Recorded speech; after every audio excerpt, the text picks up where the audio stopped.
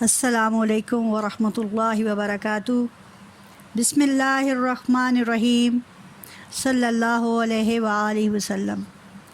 ناظرین، اللہ کی خوشنودی حاصل کرنے کا ایک ذریعہ عبادت ہے، تو دوسرا مخلوق خدا کے ساتھ محبت اور شفقت کا رویہ ہے، تیسرا حاجت مندوں پر خرچ کرنا ہے۔ صدقات و خیرات اور زکوٰۃ کے لیے مستحق افراد کو ڈھونڈنا بہت بڑا کام ہے۔ آج کل جیسے ہی رمضان آیا تو یوں سمجھیے بکاریوں کا لشکر عظیم مختلف ٹولیوں اور گروہوں میں گلی کوچوں، بازاروں، پارکوں، سڑکوں، مقدس مقامات، یہاں تک کہ مساجد کے دروازوں پر براجمان نرم دل لوگوں کی نرمی کا فائدہ اٹھانے کے لیے تیار دستے سوال دراز کرتا ہے، جس کی وجہ سے حقداروں کی حق تلفی ہوتی ہے اور پیشہ ورانہ بیکاریوں کی چاندی ہو جاتی ہے۔ پورے سال کے برعکس اس مہینے میں لوگ کونوں خدروں سے کہیں نکل آتے ہیں اور ہزاروں روپیہ بٹور کر غائب ہو جاتے ہیں۔ ناظرین، اللہ نے انسان کی تخلیق بہترین ساخت میں کی ہے اور اس کی تذلیل اللہ کو کسی طور پسند نہیں۔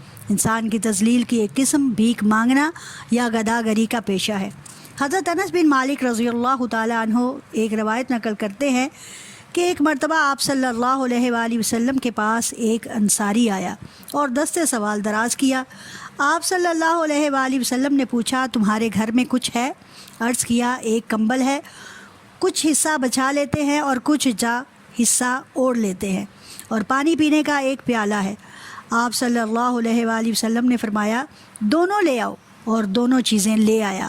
آپ صلی اللہ علیہ وآلہ وسلم نے دونوں چیزیں اپنے ہاتھوں میں لی اور فرمایا، کون ہے جو ان کو خریدے گا؟ ایک صحابی نے 1 درہم قیمت لگائی تو دوسرے نے 2 درہم۔ آپ صلی اللہ علیہ وآلہ وسلم نے 2 درہم اس انصاری کے ہاتھ پر رکھے اور فرمایا، 1 درہم سے کھانا خرید کر گھر والوں کو دے آؤ اور دوسرے درہم کا کلہاڑا خرید لاؤ۔ اس نے ایسا ہی کیا اور آپ صلی اللہ علیہ وآلہ وسلم نے اپنے دستے مبارک سے اس میں دستہ ٹھونکا اور فرمایا، جاؤ اس سے لکڑیاں کاٹو اور بازار میں بیچو، اور 15 دن کے بعد آنا۔ 15 دن بعد جب وہ آیا تو اس کے پاس 10 درہم تھے۔ آپ صلی اللہ علیہ وآلہ وسلم نے مشورہ دیا کہ اب ان کا کپڑا خریدو اور بیچو، اور فرمایا، خود کمانا تمہارے لیے بہتر ہے بنسبت اس کے کہ تم قیامت کے دن ایسی حالت میں حاضر ہو کہ مانگنے کا داغ تمہارے چہرے پر ہو۔ مانگنا درست بات نہیں، سوائے اس کے کہ کوئی محتاج ہو یا مقروض ہو یا خون میں گرفتار ہو۔ اسلام گداگری کی مذمت کرتا ہے۔ ناظرین، آئیے میں آپ کو گداگروں کی قسمیں بتاتی ہوں کہ وہ کیا کرتے ہیں اور کون ہوتے ہیں۔ معمول میں مانگنے والی خواتین و حضرات، مردوں حضرات ہٹے کٹے بوڑھوں کسی نحیف آواز نکالتے ہیں۔ جب پوچھا جاتا ہے تو کہتے ہیں کہ ہمیں کوئی کام نہیں، اس لیے یہ کرتے ہیں۔ اگر وہ عورتیں ہوں، ان سے پوچھو کہ کیوں مانگتی ہو تو کہتی ہیں، ساڈے مرد کام نہیں کرتے، گھر بیٹھے نے، خیر اسی کی کریے، اساں تو پھر منگنا ہی ہے۔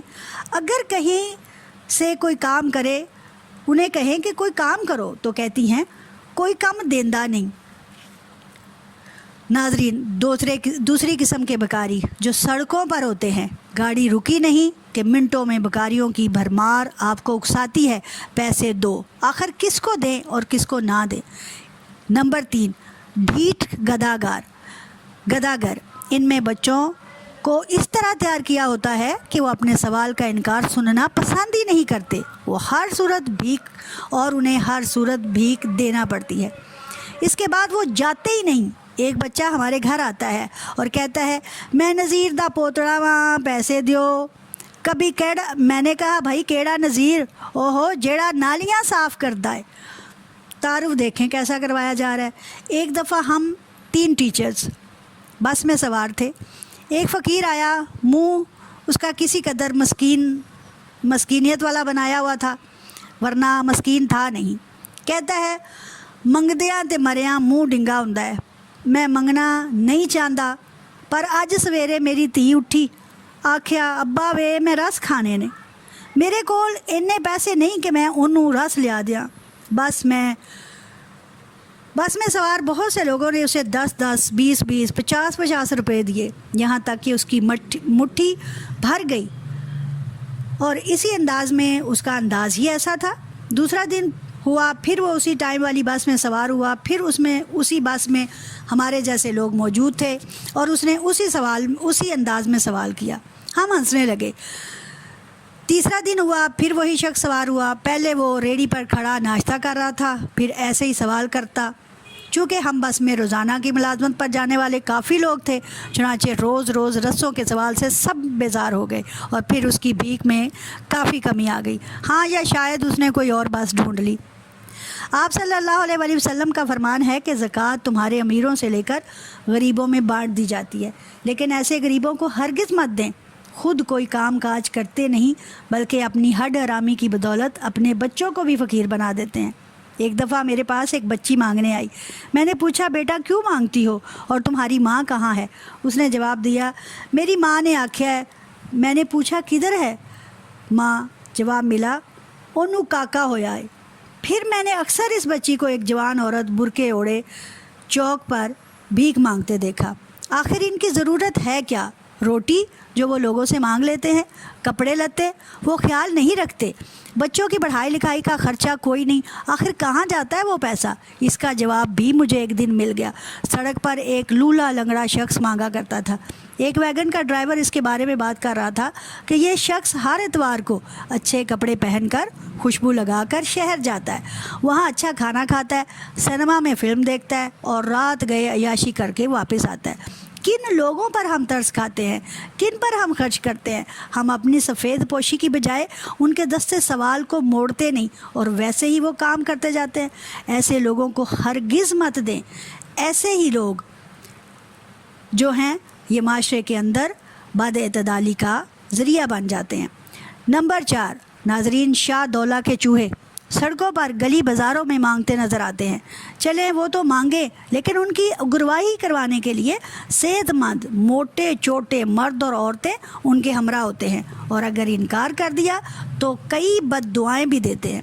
لیکن آپ ان کی پرواہ مت کریں، بلکہ آج ہمارے اندر ایسے لوگ چھپے ہوئے ہیں کہ کسی کے سامنے دستے سوال دراز نہیں کرتے بلکہ اپنی ایک ایک ضرورت پوری کرنے کے لیے تڑپتے ہیں۔ بچوں کو اچھا کھانا فراہم نہیں کر سکتے، جو کما کر لاتے ہیں وہ کافی نہیں ہوتا، بچوں کی پڑھائی کے لالے پڑے ہوئے ہیں، ایسے لوگوں کی مدد کیجیے۔ خدا را اپنی ہمدردیاں ایسے لوگوں کے لیے رکھیں، بلکہ ہم ایسے لوگوں کا مذاق اڑاتے ہیں۔ کاش ہم چپ چپیتے ان کی ضرورت پوری کر آئیں تاکہ ان کی عزت نفس بھی مجروح نہ ہو۔